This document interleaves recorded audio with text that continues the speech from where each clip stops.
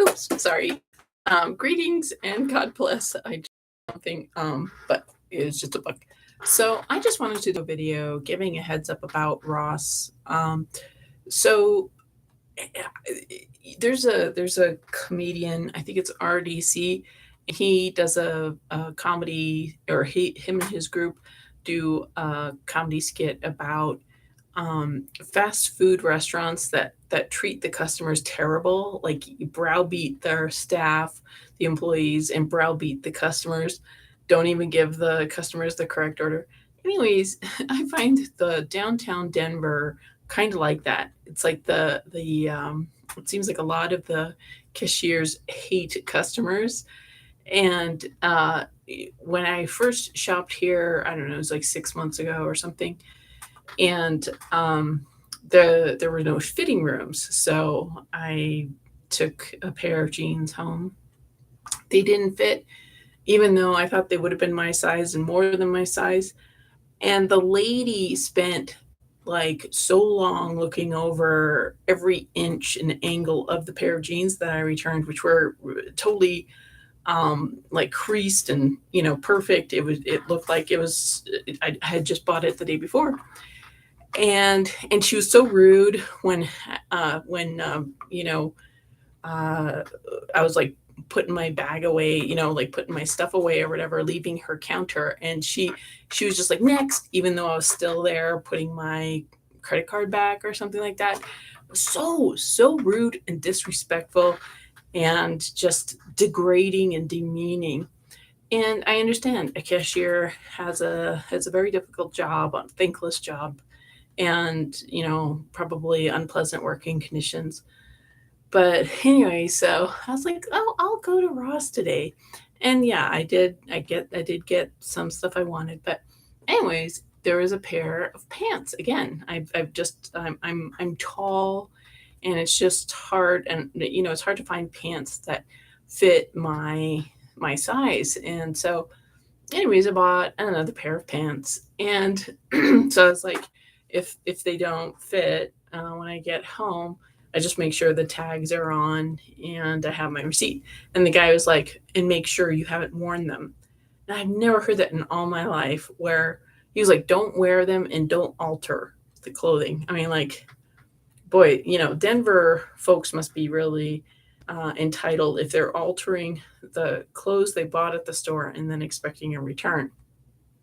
I guess people are using it for a job interview or for a costume or something like that, for a picture. So that's really terrible. And I don't think Ross should have to pay for that. But anyway, so I try on this pair of pants and they're a little tight. And then I noticed there's all these wrinkles like somebody had worn them. And so what I realized is Ross put up, and I wasn't looking when I was looking at the racks of pants. I wasn't like, oh, has somebody worn these before? But since he put that in my mind, I'm like, oh my gosh, somebody has worn these. And so he sold me a pair of pants that had been worn and put back and returned and put on the racks. And so then if I were to want to return it, I wouldn't be able to, because he was like, these were worn, even though I didn't do the wearing, somebody else did. And that guy probably knows. So, and there's just this mean spirited vibe with the guy. He's like, as if, he was telling me, don't wear it and don't alter it, as if I was going to alter it, as if I was going to wear these pants for a week straight and return them. But there's just like this hatred from the cashiers at the downtown Denver Ross. And the thing is, like, there's a lot of stores in downtown Denver that have closed. I hear that business has been down like 300% because they're doing all this construction, and it really messes up the sidewalk, and they're blocking sidewalks. It's like totally hostile architecture for pedestrians. And when you add all the people on their scooters going as fast as possible on the sidewalks, the scooters care less about your safety. The city could care less about your safety. And so the scooters, like, I've seen scooters nearly crash into baby strollers, into myself, and everybody's so on their drugs and dissociated. No, the city doesn't care. The scooter drivers don't care. Even it seems like the pedestrians don't seem to care that scooters could maim them or kill them. And tough, like you're going to be responsible for the hospital bills because Lime and Lyft and those scooter drivers probably don't won't they'll be able to wiggle out of it. It's like so Denver hates their pedestrians. Denver makes hostile architecture every chance it gets against its pedestrians. I think Denver wants everybody on house arrest. Just buy everything online, and because you have these scooters on the sidewalk, you have all this horrible construction making it hard to walk, and then you let all these e-bikes go as fast as possible, all these bicyclists going as fast as possible on these 2 feet wide bits of sidewalk, all these scooters, multiple people, five scooters in a row going as fast as possible. These scooters are not accommodating other pedestrians. The scooters are not allowed to be on the sidewalk, but they always want to go on the 16th Street Mall, even though the scooters could go in the bike lanes on 16th or 17th Street, but or on 15th or 17th. But no, they want to threaten and bully the people on the 16th Street Mall. I think they enjoy it. I think they like the being seen as something scary. I think these are displaced drivers on the road, and maybe they lost their license, so they want to bull threaten people with reckless driving on the sidewalk. Chaotic. Denver loves it. Lyft loves it. Lime loves it because it keeps on happening. And nothing is done about it. I've complained to the city, and the city's like, oh, well, they're not allowed. There's like some sort of turn off device. All they have to do is go down to 16th Street Mall area where all the big stores are, and you will see all these Lime scooter and Lyft scooter people going as fast as possible, as well as cyclists, as well as e-bikes. And it's as if these people aren't even looking in front of them. They expect you, the pedestrian, to jump out of the way when you're on the sidewalk. So I'm always having to I'm always looking around when I'm on a sidewalk. It's like it's worse than when I've lived in car-centric places, because at least at the driveway, I just have to look at the driveway. At least at the crosswalk, I have to look at the crosswalk. But here in Denver, you have to look all around you all the time, because you never know when a scooter or e-bike or cyclist is barreling at you, and they could care less because they're all doped up. You're just a video game character. You're a non-player character. You don't matter. You're a figment of their imagination. And then when something bad happens, they'll just run away, and you are going to have to pick up the pieces, and the city won't do anything, and they'll just put you in a hospital and kill you or something like that. So anyway, back to Ross. So just be aware when you're buying something, make sure that it hasn't actually been worn. Like if you're buying clothing, because they're going to try to stick you with they're going to try to blame you when maybe somebody else actually has worn it for several hours or something like that. So yeah, and I know stores stores in downtown Denver are being, like, I've seen it where people are shoplifting, and it's a certain demographic, and I guess it's like they're thinking it's their reparations that's due. Uh, so stores have closed downtown, and like dollar store. I went to one dollar store, and they closed because they lost more in shoplifting than they made in a profit. And so that's unfortunate. And so maybe, I don't know if that's a factor in why those cashiers at Ross are so mean. I just think it's the nature of a job, and a thankless job, and just it's just it's a nowhere kind of experience, I guess. Um, and I know when I worked retail that I was an unhappy person as well. I was just too tired and not nourished enough, and didn't get enough vitamins. You don't get paid enough when you're working an entry level job. And I know there's people who are like, well, get 2 jobs, get 3 jobs. People do not have the energy to do 2 jobs, 3 jobs. Go back and get an education. Well, you know, that's not always easy either. Not everybody has $250,000 to go to school. Not everybody wants to go into debt that much. You know, go do this, go do that. There are probably solutions. There's probably things that a lot of us have not tried that we should try, but there's also a lot of um, like obstacles. I have applied to a lot of jobs, didn't even get a response, or I get rejections without an explanation of why. And when I ask, nobody tells me why I get rejected. You know, I like there's just a lot of things that we do that just doesn't work, and it doesn't work like 1,000 times. And we some of us keep trying, and so I think it's so easy to blame people who are not successful that they must be doing something wrong. But I think there's just a lot of uh, engineered um, failure. I think the system wants us to fail. Like homelessness, they want the globalists, the city, the state, the government wants people to be homeless because then it makes people very vulnerable, and then they have to be dependent and kind of a bit more under the control of the system when the system wants to control people. um, I think the system wants people sick and having chronic fatigue and brain fog, and I know a lot of people are like, oh, that's just fake stuff, but when it happens to you, it's not fake. And I think a lot more people have like chronic fatigue and brain fog than they admit.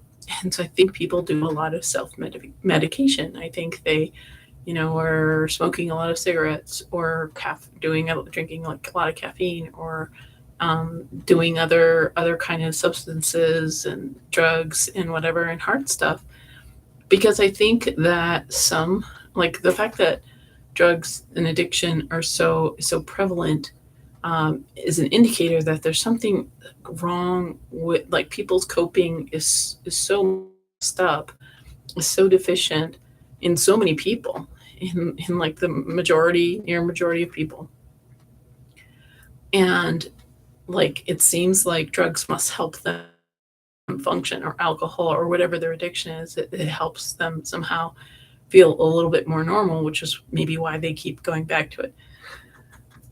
So I think the world is really made up of a majority of chronically ill, brain fog people who are just disabled or barely functioning, and then there's chronically ill, brain fog people who are doing drugs, like smoking cocaine, or I don't know what you do, but like doing drugs, and that helps them kind of face the day, and maybe they have like good interpersonal skills, or relational skills, or they're able to manipulate people effectively.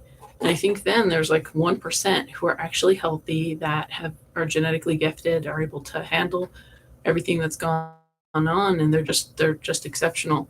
um, and praise the Lord for them. But I think a lot of us are really just starting off with so much, and people are like, there's no such thing as having a being disadvantaged, and blah blah blah blah blah.